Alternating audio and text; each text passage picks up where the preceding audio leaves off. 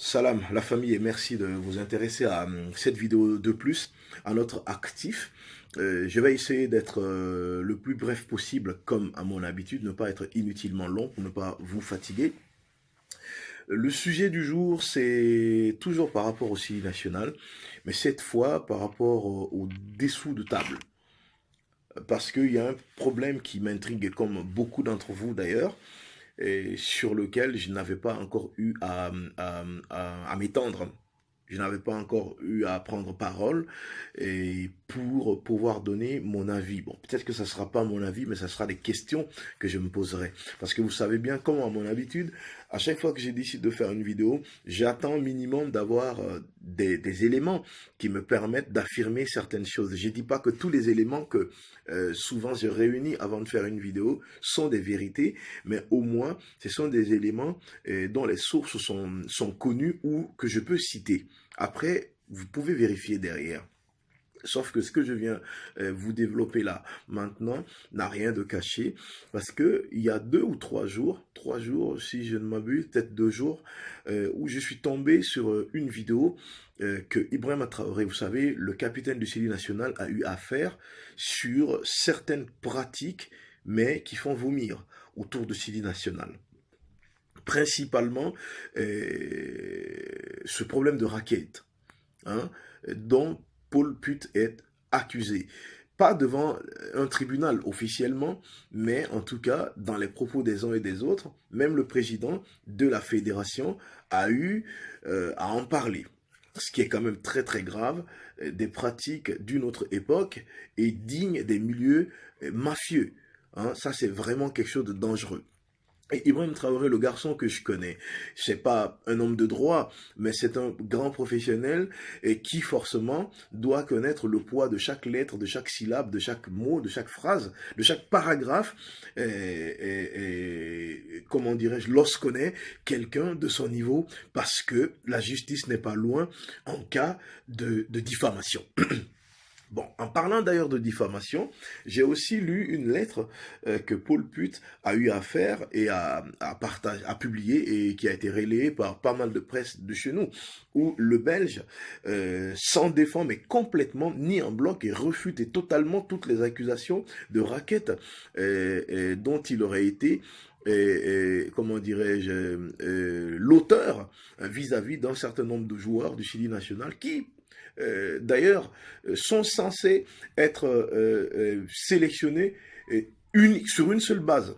C'est-à-dire, ils sont capables sur le moment, ils ont le niveau sur le moment par rapport à d'autres, donc on les prend. On prend 23 meilleurs pour venir défendre nos couleurs.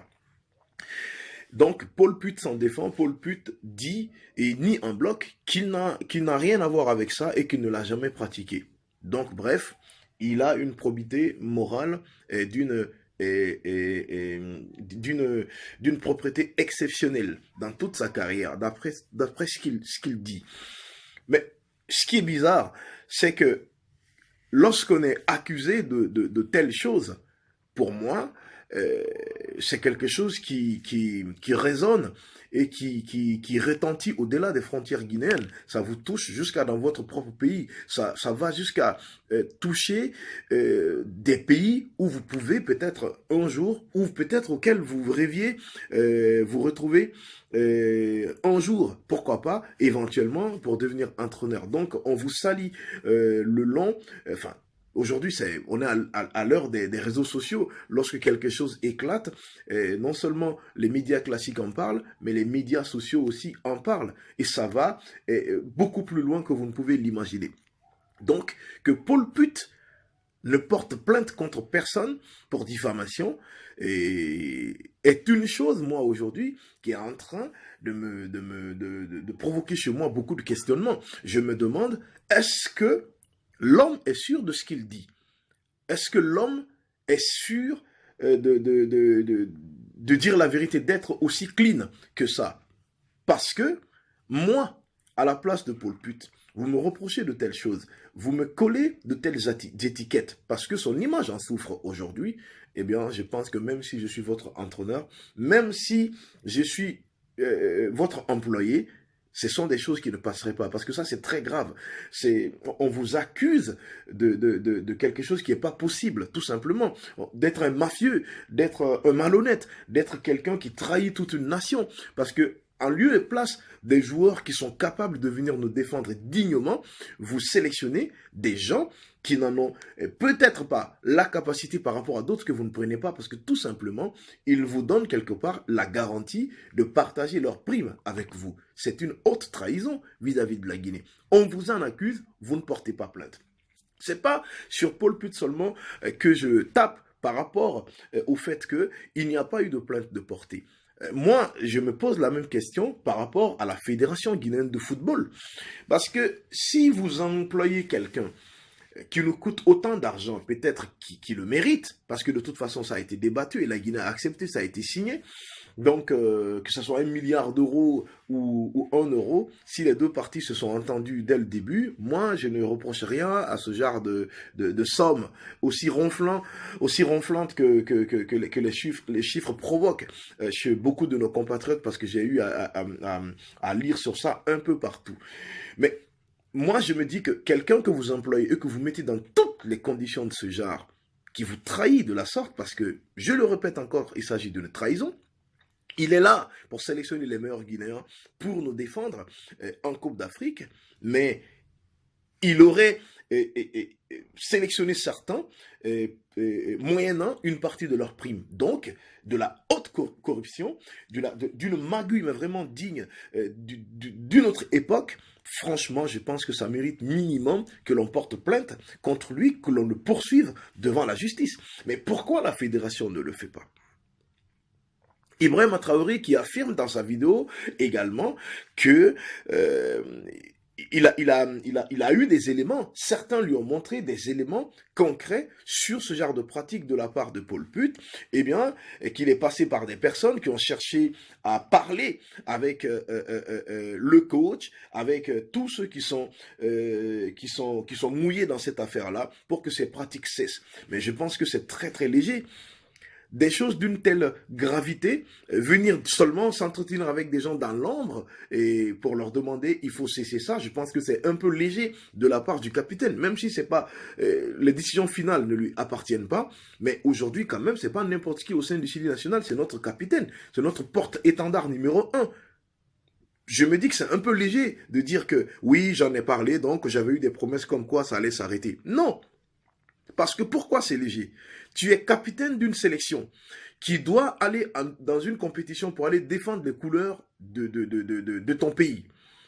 Donc, l'équipe au sein de laquelle toi tu te trouves, peut-être qu'il y a des éléments qui ont acheté, qui se sont rendus coupables d'une telle chaîne de magouilles, d'une telle chaîne de raquettes, qui ont acheté leur sélection au lieu de la mériter, et que toi tu vas venir devenir le capitaine pour aller défendre une équipe avec des éléments qui, au lieu de mériter leur place, l'ont plutôt acheté. Mais pour moi, c'est extraordinaire. Ça me rappelle un peu, vous savez, ce bateau de médecins je sais pas quoi, Merci, je sais pas, le nom m'échappe.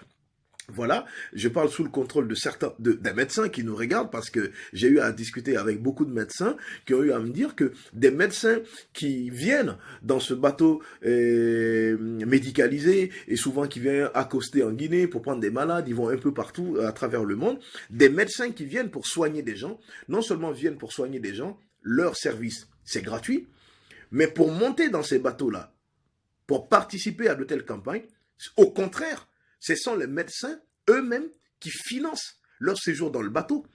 Ils viennent, ils louent des chambres dans le bateau, leur restauration c'est eux-mêmes qui payent, le séjour c'est eux-mêmes qui payent, mais ils travaillent gratuitement. C'est-à-dire des gens qui veulent rechercher une sorte de bien-être avec eux-mêmes, une sorte de paix intérieure avec eux-mêmes. Parce qu'ils se sont dit, au terme de leur étude de médecine, ils ont prêté serment tout et tout, c'est l'homme qui passe avant tout. Or, dans un monde aujourd'hui, plus on a l'argent, plus on a la chance d'être guéri de ces problèmes de santé.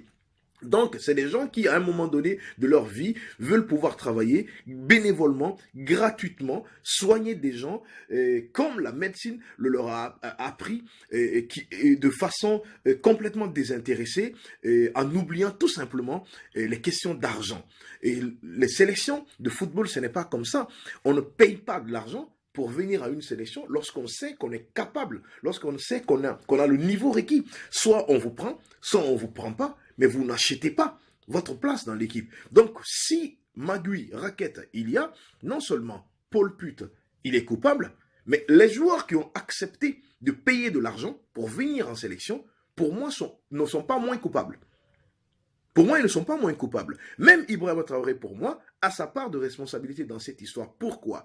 Parce qu'il devait taper du poing sur la table devant M. Antonio Soare en lui disant tout simplement: Président, je n'accepte pas d'être capitaine d'une équipe où on a probablement sélectionné des joueurs qui ne le méritent pas, mais tout simplement parce qu'ils ont payé. C'est pas quelque chose sur lequel on passe un coup d'éponge, allez, c'est fini, on n'en parle plus. Non, c'est grave.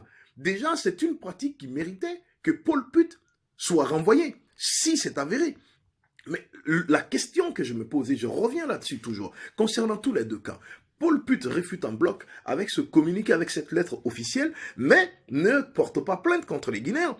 Et les Guinéens qui accusent Paul Put d'une pratique comme ça, parce que quand même c'est surréaliste, c'est extraordinaire, ne portent pas plainte. En tout cas, je n'ai pas reçu encore de nouvelles, et je ne l'ai vu nulle part comme quoi la Guinée poursuit Paul Put pour cette pratique. Parce que c'est quand même dangereux, c'est quand même grave. Et ces questions-là restent encore dans ma tête, et je me demande aujourd'hui, qui a raison? On parle du côté de la Guinée de détenir des éléments, comment dirais-je? Excusez-moi, je vais essayer de... Je sens un tout petit peu que ma gorge va s'assécher. Donc, du côté de la Guinée, où j'ai entendu qu'il y a des éléments, d'accord? Même le président de la fédération dit qu'il y a des éléments qui prouvent à suffisance que Paul Put était dans de telles pratiques. Vraiment, moi j'attends aujourd'hui qu'il soit poursuivi pour ça, qu'on porte plainte contre lui pour ça. Et Ibrahima Traoré devait refuser, je ne dis pas qu'il devait refuser la sélection, mais il devait refuser d'être le capitaine d'une équipe au sein de laquelle il n'est pas sûr de la façon dont certains sont venus dans l'équipe, qu'il y ait des explications, et que tous les joueurs qui ont accepté de payer là, eh bien, voilà, qu'on cherche à en parler, quoi. Parce qu'on n'achète pas sa place. C'est comme une presse qui créerait une page Facebook et qui s'amuserait, par exemple, à payer de l'argent à Facebook pour faire grimper l'audience. Pour moi, on n'achète pas l'audimat. Ça, c'est ma philosophie. Je ne dis pas que ceux qui le font, c'est pas normal. C'est leur choix. Quand on a un compte Facebook, une page Facebook, on n'achète pas. On n'achète pas les gens. On ne paye pas l'argent là sur Facebook pour que les gens nous regardent plus. Non. Quand on est regardé par 2 personnes, c'est que notre vidéo a intéressé 2 personnes. Quand on est lu par 4 personnes, c'est que notre article a intéressé que 4 personnes. Mais quand on est lu ou regardé par 1000, 2000, 3000, 10 000, 20 000, ça n'a intéressé ces gens. Normalement, de toute façon, comment les gens qui ont moins de 5000 amis sur Facebook, généralement, vont se retrouver avec 10 millions, 13 millions, 14 millions, la plupart de gens, la plupart de personnes. Parfois même jusqu'à 100 et quelques millions de vues. Il y a quelques vidéos d'exception ou quelques articles d'exception, franchement, qui arrivent à être, par coup de chance, à partager par des gens d'une certaine influence sur les réseaux sociaux et qui sont regardés par ricochet par beaucoup de personnes. Mais généralement, on est vu au prorata du nombre d'amis que l'on a, des réseaux d'amis et autres là qu'on a. Mais après, il y en a qui se les provoquent en les achetant tout simplement, mais tout en n'affirmant pas. Bref, à chacun sa pratique. Donc pour moi, c'est assimilable à ce genre de pratique. Venir en sélection en achetant sa place, ce sont des choses qu'on ne fait pas. Ce sont des choses qu'on ne fait pas. Soit on mérite, soit on ne mérite pas. Et puis, en plus, on peut le mériter. Si on ne vous prend pas, le peuple se rendra compte que vous le méritez, que vous ne venez pas. Par exemple, le jeune Paille de Orea. Moi, il y a beaucoup qui me disent qu'il méritait de venir en sélection. Il n'a pas eu besoin de jouer à Marseille, ni à Liverpool, ni nulle part d'autre. Mais on me dit, parce que moi je ne l'ai pas beaucoup suivi, que c'est un garçon qui méritait de se retrouver au sein de ce Chili. Donc ça veut dire quelque part que si vous êtes bon vraiment et qu'on ne vous prend pas, le peuple s'en rendra compte. Peut-être que vous, ça va vous frustrer et tout, mais au moins, cette reconnaissance du côté du peuple. Le peuple n'est pas dupe. Les gens savent si vous êtes bon ou si vous n'êtes pas bon. Donc, achetez votre place et venir. Je pense que vous n'êtes pas moins coupable que Paul Put, la famille. Il faut que franchement et vivement que tout cela soit vraiment nettoyé, que la sphère de notre sélection nationale soit vraiment nettoyée et débarrassée de tout ça. Mes remerciements à tous les gens qui m'envoient souvent, vous savez, certaines petites vidéos parce que je les ai pas vues à temps. Mon grand journaliste de valeur sportif Alpha El Pocho, merci à toi. J'ai eu à regarder une dernière vidéo, la conférence de presse du président de la Fédé, parlant du limogeage de Paul Put. Et grâce à toi, voilà, ma grande sœur Sana Sakaba du côté de Nice m'a envoyé aussi une vidéo. C'est bien, c'est à travers elle que j'ai regardé la vidéo pour la première fois de Ibrahima Traoré. Et Kandé Oumar aussi, Camara, vous savez, technicien de valeur de Chéri FM, qui m'a envoyé aussi un super article de la part de quelqu'un que j'ai déjà zappé le nom dans ma tête. Voilà. Donc, comme je disais, merci donc à toutes ces bonnes volontés qui prennent le temps de partager l'info, de faire tourner voilà, tout ce qui se dit autour de nos intérêts communs. Et à très bientôt, Inch'Allah, pour d'autres petites analyses tout à fait personnelles. Je dis pas que ce que je fais, ce sont les analyses, mais ce sont mes analyses. Voilà, donc j'espère qu'ils sont partagés par pas mal d'entre vous et c'est ça le principal. Vive la Guinée, vive nos institutions, vive nos différentes équipes, vive tout ce qui constitue notre fierté, tout ce qui contribue efficacement à notre rayonnement à travers le monde entier. Ciao, ciao la famille.